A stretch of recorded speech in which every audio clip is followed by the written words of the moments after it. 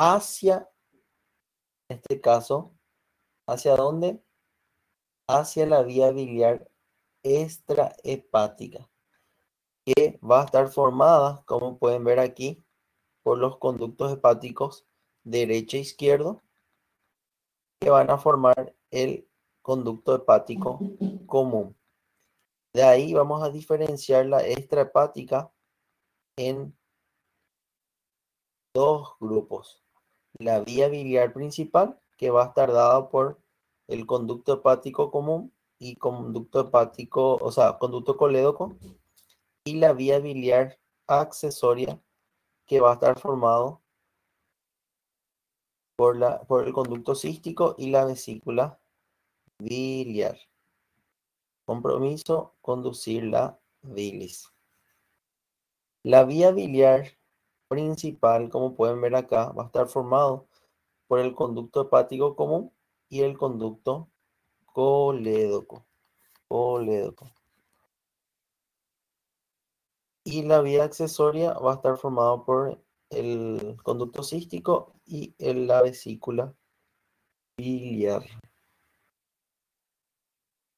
Bueno, como pueden ver acá, conducto hepático izquierdo, derecho, que recibieron los conductillos de los segmentos y desembocaron donde en los conductos hepáticos izquierdo y derecho, formando el conducto hepático común. El conducto hepático común recibe al conducto cístico y forma el conducto colédoco. El conducto colédoco que pasa por detrás de la primera porción del duodeno y por detrás del páncreas, de la cabeza del páncreas. Desembocando ¿dónde? En la segunda porción del duodeno, en su porción posteromedial, ¿verdad? La carúncula mayor. Estoy viendo acá. Bueno, entonces, la vía biliar principal se va a formar, como pueden ver, el conducto hepático común, que forma parte de la raíz hepática, y el conducto colédoco, ¿sí? Conducto colédoco. El origen, entonces, va a estar dado por delante, en este caso de la vena porta, que va a ser la porción radicular, ¿verdad? Que forma parte justamente, como habíamos dicho, de la raíz hepática. Esta parte del conducto hepático común va a medir aproximadamente 4 centímetros, aproximadamente. Y en total, más o menos entre 8 a 10, inclusive algunos autores describen 12 centímetros inclusive en total. O sea que podemos decir que tiene 4 centímetros aproximadamente el conducto hepático común y entre 8 y 10 centímetros el conducto colédoco, propiamente dicho. Como pueden ver, su trayecto va hacia abajo, se encuentra a nivel del borde libre del epiplón menor, que sería el ligamento hepatoduodenal que habíamos citado, ¿verdad? Más. Pasa por detrás del duodeno, la primera porción del duodeno, por detrás de la cabeza del páncreas y llega a la segunda porción del duodeno, justamente en este caso en la porción posteromedial, en conjunto con otro conducto que viene del páncreas que se llama conducto de Wilson o conducto pancreático principal. Entonces tiene tres porciones: la porción radicular, la porción duodeno-pancreática y la porción terminal. Cuando desemboca en la segunda porción, va a tener una ampolla que vamos a estar viendo, que se llama ampolla de Vater. La ampolla de váter sería una pequeña dilatación que se da con la unión de los dos conductos, ya sea el conducto colédoco con el conducto pancreático principal. Acá podemos observar nuevamente lo que es la raíz hepática, en este caso la vía biliar. Está formada, como dijimos, por el conducto hepático común y por su continuación, que es el conducto colédoco, acompañado de la arteria hepática propia y la vena porta. Acá podemos ver nuevamente en la porción libre, el borde libre, como estamos diciendo, del epiplón menor, que sería esto, se llama ligamento hepatoduodenal. Es el punto de referencia para ingresar cuando vas a hacer una extirpación de la vesícula biliar, por ejemplo, ¿verdad? Para poder identificar lo que es la arteria hepática, o sea, la arteria cística y el conducto cístico.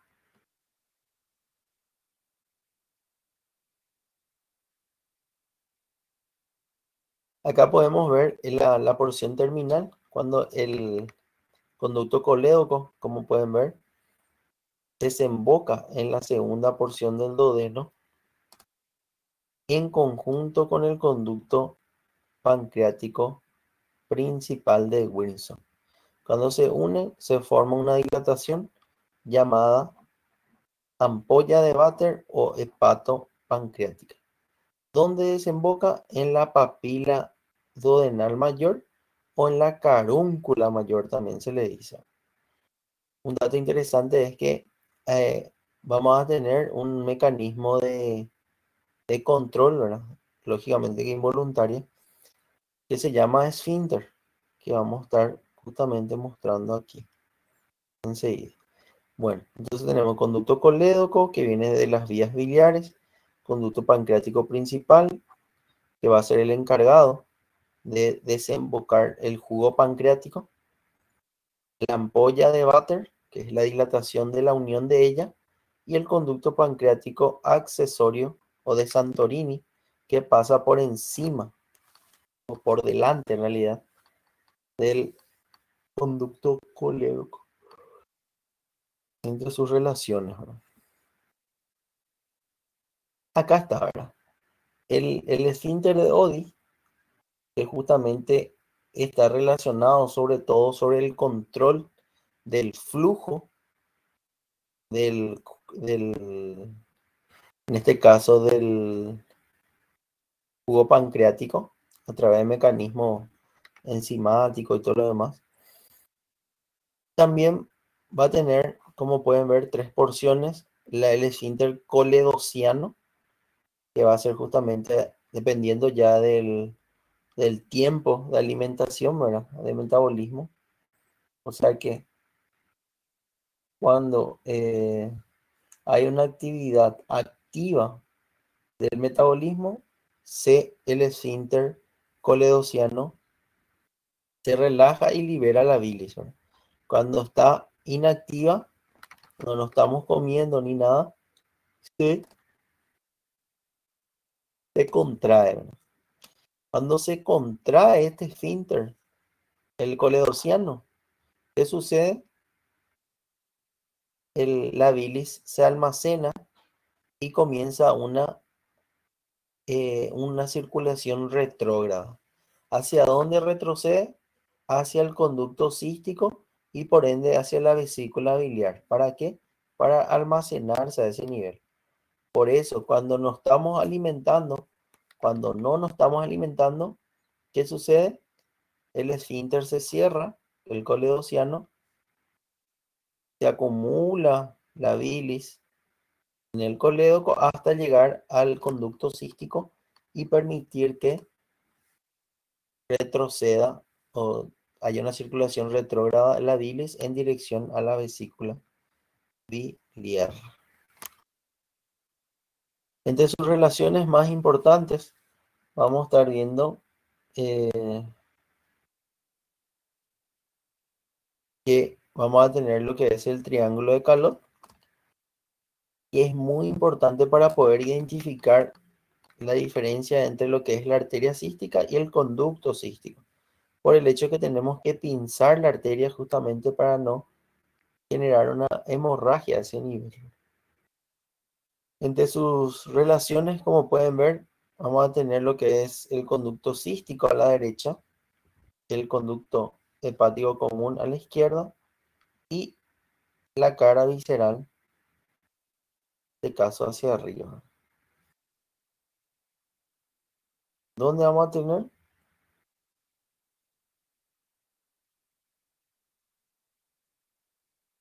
Sí, ellos desembocan en un mismo camino, como puedes ver acá, a nivel posteromedial, ¿verdad? Del borde del duodeno. Entonces, ese punto se llama carúncula mayor o papila duodenal. Y ambos tienen esfínteres. Ambos tienen esfínteres. Acá, mira, la carúncula mayor o papila duodenal mayor. Los dos tienen un esfínter, el esfínter coledociano y el esfínter pancreático. Y después tienen un esfínter común otra vez. Todo eso son mecanismos de control a través del sistema nervioso autónomo, o sea que es de carácter involuntario.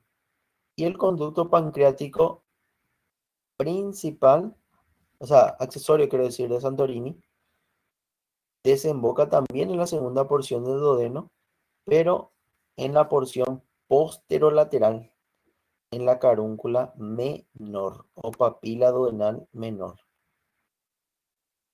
Recordando que los conductos pancreáticos liberan jugo pancreático, que habíamos comentado, creo, que liberaba ciertas enzimas, como también el jugo pancreático una sustancia alcalina, haciendo que el quimo, que viene del estómago, pueda alcalinizarse, ¿verdad? Y no lesione la mucosa del intestino. Es por ello que el duodeno, microscópicamente hablando, tiene unas glándulas llamadas glándulas de Brunner, que habíamos comentado que libera sustancias alcalinas, o sea, mucina. ¿Para qué? Para evitar la erosión del duodeno. Nosotros ya hablamos de páncreas, ¿verdad? Para confirmar nada más, hablamos ya de páncreas, ¿o no? ¿Quién me puede confirmar si ya hablamos de páncreas? No. Ah, entonces, bueno, vamos a hablar nomás de páncreas también. Entonces, el conducto colédoco desemboca en la carúncula mayor a nivel posterolateral del duodeno en un punto común con el conducto pancreático principal que se llama conductor de Wilson. ¿Ya? Cuando se unen los dos se dilata y forma lo que es la ampolla de Vater. Que ellos, cada uno, va a tener el esfínter pancreático, el esfínter coledociano y el esfínter común. El conjunto se llama esfínter de Oddi. Esfínter de Oddi, que controla el flujo del jugo pancreático y de la bilis. Cuando se cierra el esfínter coledociano, la bilis se acumula y tiene una circulación retrógrada en dirección a la vesícula biliar. ¿Qué encontramos en el triángulo de Calot? La arteria cística. Como podemos ver acá, triángulo de Calot, que se forma por el conducto hepático común, conducto cístico y borde, en este caso inferior o cara visceral del hígado. Contenido, arteria cística. Un dato interesante es que la arteria cística no siempre puede estar por detrás de los conductos. Pueden ser que pase por delante también del conducto. Entonces no se asusten si por ahí ven eso, ¿verdad? Por lo general las imágenes nos indican que pasa por detrás, pero también puede haber por delante. También hay un triángulo portocoledociano que se da por la separación, en este caso, de lo que es el conducto colédoco con la vena porta. ¿Qué podemos encontrar ahí, verdad? Vamos a encontrar, por ejemplo, lo que es la arteria gastroduodenal, como también que se formaba de la hepática común, ¿verdad? Y también una arteria que se llama pancreatoduodenal posterior superior. Arteria pancreatoduodenal posterior superior. Ya habíamos dicho que era rama de la gastroduodenal. Pancreatoduodenal superior posterior. Sí, nutre la vesícula biliar. Por eso, en uno de los casos clínicos que le mostré, justamente decía que si queremos retirar la vesícula biliar, primeramente tenemos que pinzar a la arteria cística.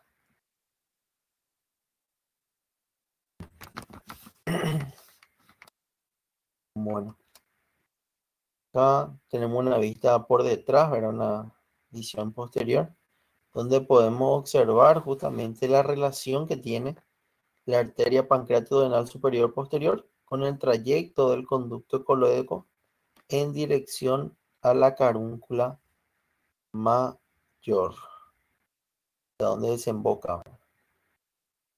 Carúncula mayor, que va a terminarse acá, ampolla de Vater, que es la dilatación por la unión de los dos conductos. El conducto de Santorini o accesorio que pasa por delante del conducto colédoco. Después tenemos ya lo que es las vías biliares accesorias. En este caso vamos a tener el conducto cístico y a la vesícula biliar. Conducto cístico, o sea, la vesícula biliar que va a tener un tamaño promedio de 8 a 10 de longitud también, 4 de ancho, que va variando.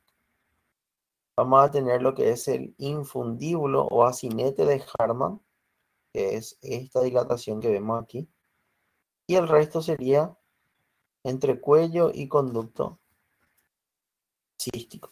Recordando que la bilis se va cayendo por la gravedad, se cierra el esfínter y retrocede.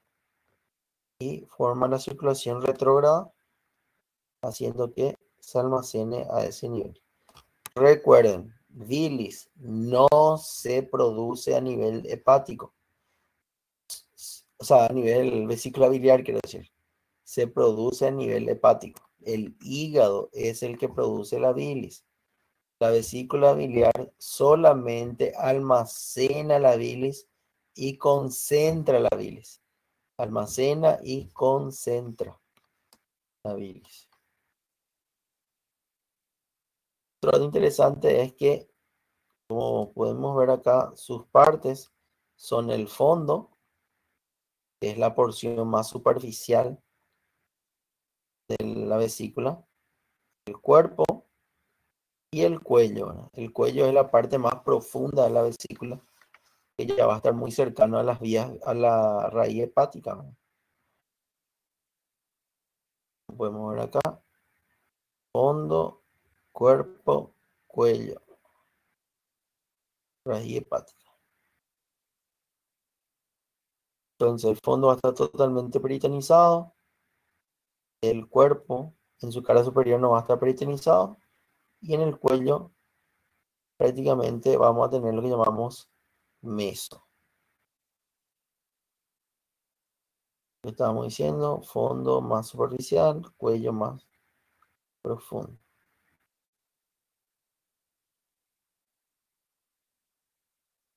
El conducto cístico, como pueden ver, Tiene una longitud promedio de 4 centímetros y 3 a 5 de diámetro. Como pueden ver, se dirige hacia, en este caso, hacia abajo, a la izquierda y atrás, para unirse con el conducto hepático común y formar lo que es el conducto colédoco. ¿Cuáles son las vías biliares accesorias? Quístico, vesícula biliar. Principal, hepático común y colédoco. Bueno,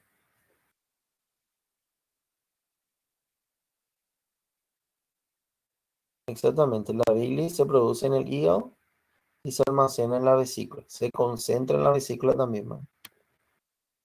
Bueno, en la válvula en sí que vamos a estar teniendo a nivel del conducto van a ser lo que es la válvula de Lutens y la válvula de Hister. O sea, el esfínter de Lutens y la válvula de Hister, que es un mecanismo también para poder permitir el ingreso retrógrado o evitar la liberación de vesícula, o sea, de bilis, ¿verdad? Entonces, el conducto cístico se relaciona íntimamente con el conducto hepático común, formando lo que es el conducto colédoco.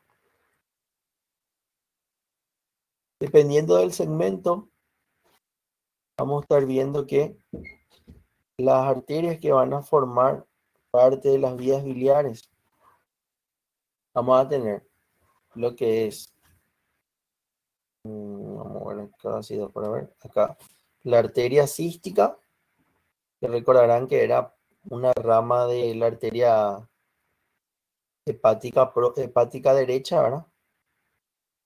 Que se relaciona íntimamente con el conducto hepático común. ¿Sí? Conducto hepático común. Después, la arteria hepática propia, en este caso para el segmento supraduodenal, y esta arteria que vemos acá que sale de la gastroduodenal, que se llama arteria pancreatoduodenal superior posterior. Largo nomás, ¿verdad? En fin, las vías biliares accesorias, arteria cística, ¿sí? La vía biliar principal, también la arteria cística para un segmento en este caso, de la vía biliar principal que se llama conducto hepático común. El conducto colédoco ya es con la arteria pancreatodenal superior posterior.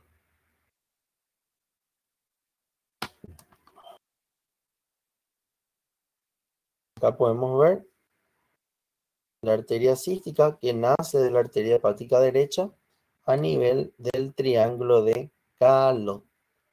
Triángulo de Calot que habíamos dicho que era entre el conducto cístico, conducto hepático común, y acá tendría que haber la cara visceral del hígado. Recordando que la arteria cística puede pasar por delante o por detrás del conducto hepático común. Las vías biliares principales no tienen venas que lo sigan, porque todas desembocan ¿dónde? En la vena porta hepática. Sería esta vena que está ingresando. Las vías biliares accesorias, ahí ya depende, ¿verdad? Las venas superficiales van a desembocar en la vena porta y las profundas desemboca a nivel intrahepático. La inervación, como pueden ver, va a estar dado por estas estructuras que vemos acá, que habíamos comentado en clases anteriores, que se llama plexo celíaco o plexo solar. Esto van a dar ramas específicas para formar lo que es el plexo hepático anterior, posterior y el nervio posterior del colédoco. En esta imagen por lo menos no es posible identificar con claridad. En fin, que hay que tener en cuenta que la bilis se produce en el hígado y no en la vesícula biliar. En la vesícula, como dijimos, lo que ocurre es una, un almacenamiento, nuevamente una absorción de lo que es agua y electrolitos, entonces se va concentrando aún más la bilis, ¿no? Concentra aún más la bilis. ¿Y para qué sirve la bilis? Actúa como un emulsionante de las grasas, o sea que es un detergente que se libera ¿dónde? A nivel de la segunda porción del duodeno, a través del, en este caso, del conducto colédoco. Y la bilis, como dijimos,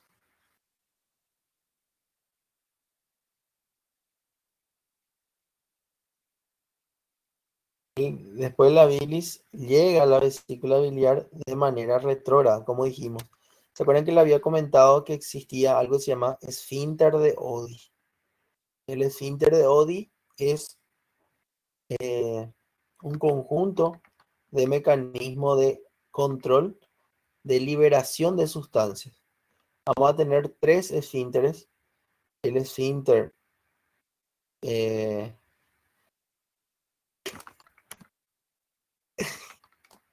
¿sabe qué me hizo recordar? ¿Cómo se llama esa película? El fragmentado. El fragmentado. Bueno, en fin. La bilis en sí, como dijimos, tenemos el esfínter de Oddi. El esfínter de Oddi tiene tres esfínteres. El esfínter coledociano, que es para el colédoco. El esfínter pancreático, que es para el conducto pancreático principal. Y el esfínter común. Para que la bilis llegue a la vesícula biliar, el esfínter de Oddi tiene que cerrarse y se va acumulando, ¿verdad? Entre ellas.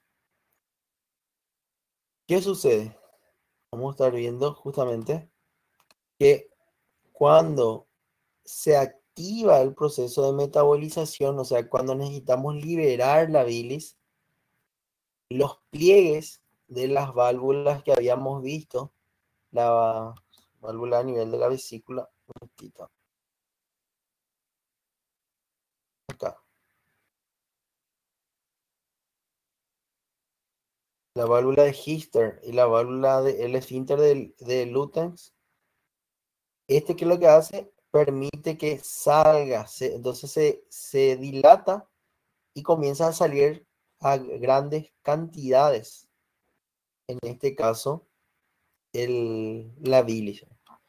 La capacidad de almacenamiento de la vesícula biliar es más o menos 60 ml de bilis. Entonces, cuando nosotros comemos alguna comida, ¿qué es lo que hace? Se libera 60 ml de bilis que fueron, en este caso, almacenadas cuando había el tiempo de no comer, ¿verdad? Cuando no estábamos comiendo.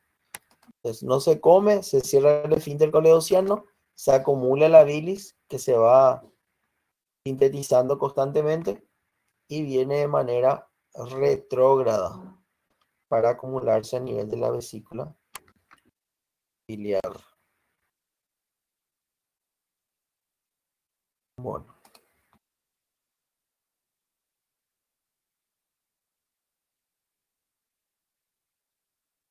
un ratito voy a cambiar el slide.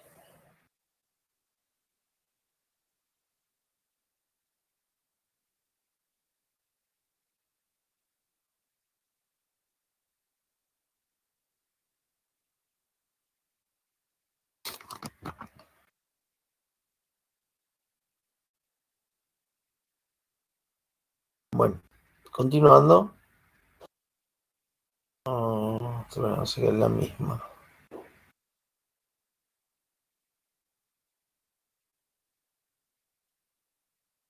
Esta es la misma, pero del 2.0.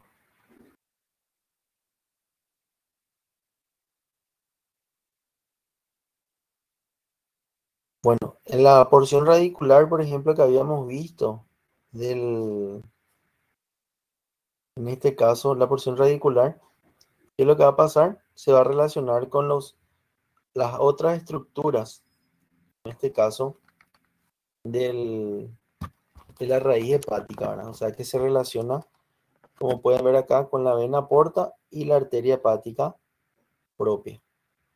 Y se relaciona con dos triángulos que habíamos comentado, ¿verdad? Lo que es el triángulo de Calot, que tiene como contenido la arteria cística, y el triángulo portocoledociano, que se podía encontrar la arteria gastrodenal y la arteria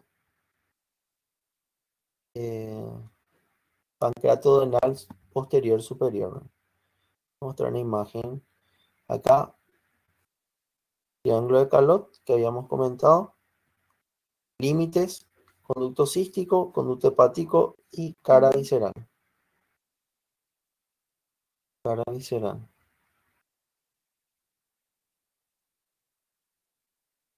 Cara visceral del hígado, ¿verdad? Contenido, como pueden ver, arteria cística, ¿sí? Arteria cística. Pero, como pueden ver en esta imagen, inclusive se puede ver cierta porción de la arteria hepática derecha también, ¿verdad? Como contenido. Acá tenemos el triángulo portocoledociano. Cuando como habíamos visto, se separa el colédoco con la vena porta y se puede encontrar lo que es la arteria gastrodenal y por detrás la arteria pancreatodenal posterior superior.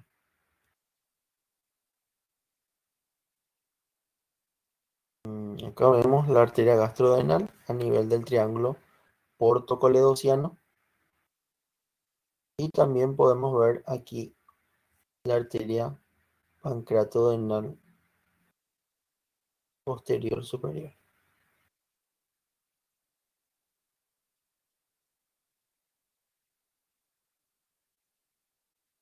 Acá justamente habíamos dicho que esta arteria es la que vasculariza al conducto colédoco, justamente, ¿verdad? La arteria pancreatodenal posterior, o sea, superior posterior, que es rama de la arteria gastroduodenal. La porción terminal, sin embargo, como pueden ver, ya sería ya el punto donde se une con el conducto de Wilson o conducto pancreático principal. Habíamos dicho ya que con esa unión se forma la ampolla de Vater. Y la ampolla de Vater va a ser la dilatación de los dos conductos, ¿verdad? Por la unión de los dos conductos, desembocando en la porción posteromedial de la segunda porción del duodeno a nivel de la carúncula mayor o papila duodenal mayor. Una relación del conducto colédoco también es que el conducto pancreático accesorio o conducto de Santorini, habíamos visto que pasa por delante de ella. Acá nuevamente la misma imagen, ¿verdad? Conducto pancreático principal, conducto colédoco, tercio medio del duodeno, la segunda porción o porción descendente. Ahí se forma la ampolla de Vater y el esfínter de Oddi. Esfínter de Oddi, conjunto de anillos musculares que regulan o controlan la liberación de la bilis y del jugo pancreático. Recordando que cada uno tiene su propio esfínter y un esfínter común, ¿verdad? Esfínter coledociano y esfínter esfínter pancreático y esfínter común. Ya es tipo un repaso nada más. Como podemos ver nuevamente, y acá la vesícula biliar, como estábamos diciendo, ¿verdad? Tiene una longitud de 10 centímetros aproximadamente. Tiene sus partes, que es el fondo, la parte más superficial, el cuerpo, el cuello, que es la parte más profunda. Va a tener contacto con la cara visceral del hígado en su propia fosa, que es la fosa cística. Como pueden ver, se relaciona con el receso subhepático. El fondo es la parte más superficial, cuerpo y cuello, que es la parte más profunda. Recordando que en el cuello tenemos una dilatación que se llama infundíbulo. Infundíbulo de Hartmann. Más que nada se llama. Acá justamente va mostrando. Se proyecta más o menos a nivel de la novena costilla aproximadamente.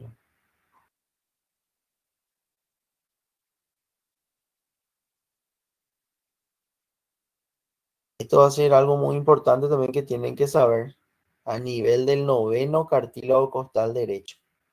Fundamental que sepan, porque ahí justamente va a ser el punto cístico. O sea que es el signo de Murphy, que es cuando justamente ustedes presionan a ese nivel, le piden al paciente que inspire y presionan. ¿Qué va a pasar? El dolor va a ser tan intenso que el paciente va a parar de respirar. Va a cortar su respiración, ¿no? Signo de Murphy se llama.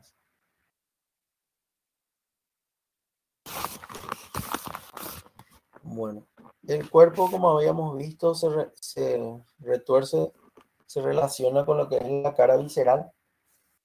Va a tener algo que se llama placa vesicular, que justamente hay que separar para poder despegar la vesícula en el momento de la retirada de la vesícula, ¿verdad? En un proceso de polecistitis, por ejemplo, ¿verdad? Se relaciona íntimamente, se acuesta acá, tanto con la primera porción del duodeno como el tercio próximo, o sea, la porción proximal del colon transverso. O podemos decir también ángulo hepático todavía.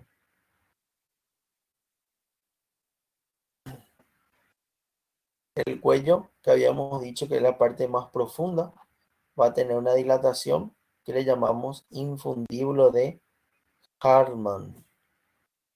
Infundíbulo de Hartmann.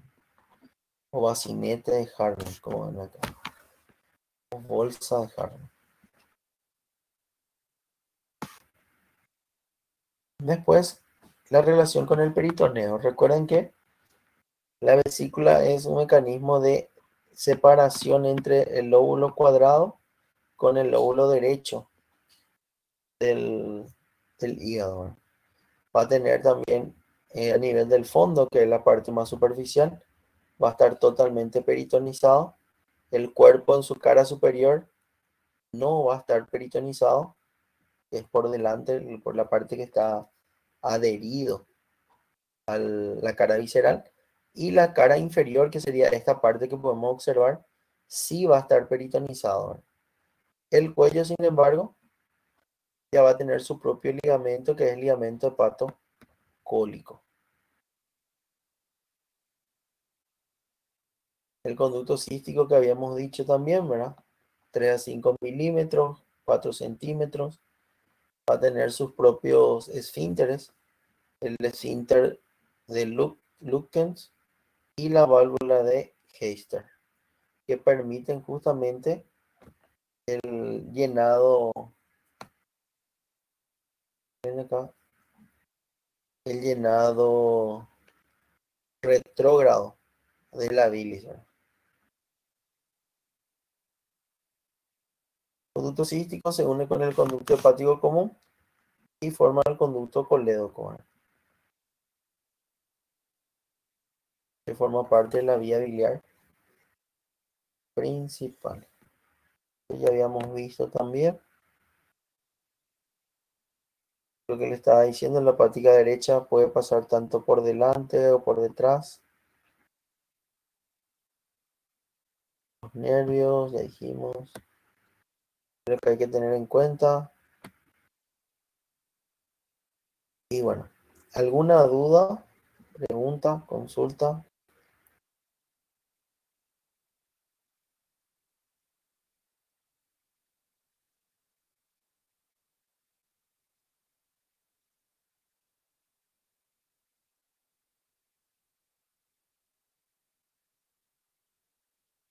Bueno, yo tengo un caso, vamos a ver si pueden identificar cuál sería la respuesta.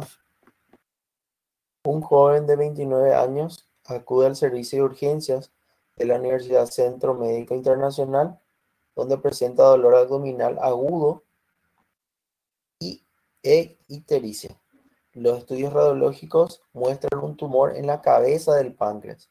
¿Cuál de las siguientes estructuras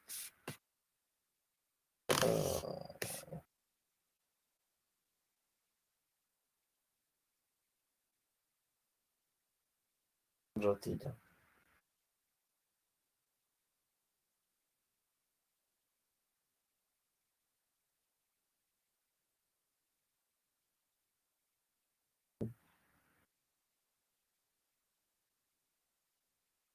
¿Por qué es el A? ¿Por qué es el A?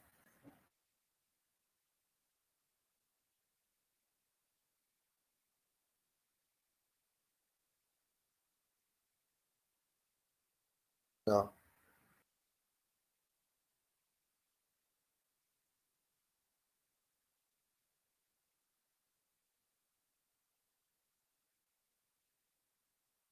tienen que justificar la respuesta.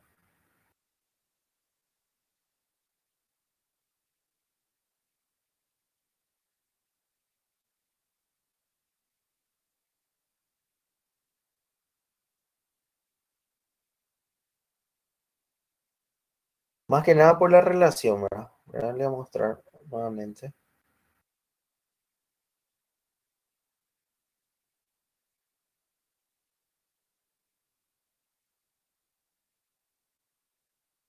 Acá.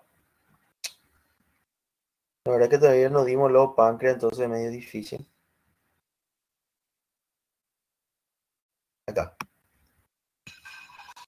Como pueden ver, el problema está acá, a nivel de la cabeza del páncreas. Entonces, el tumor lo que va a hacer posiblemente es comprimir al conducto colédoco, impidiendo que la bilis pueda ser, en este caso, liberada, ¿verdad? Entonces, la bilis va a irse retrocediendo y va a haber un aumento de bilis en sangre. Por eso el paciente va a estar amarillo, va a estar histérico, ¿verdad? Y eso va a repercutir en un proceso inflamatorio y va a haber dolor. ¿Por qué no en el conducto hepático común? Porque el conducto hepático común no tiene relación con la cabeza del páncreas. ¿Sí? Esa sería una de las respuestas. ¿Por qué no conducto cístico? Porque el conducto cístico, si hubiese... Un ratito, voy a poner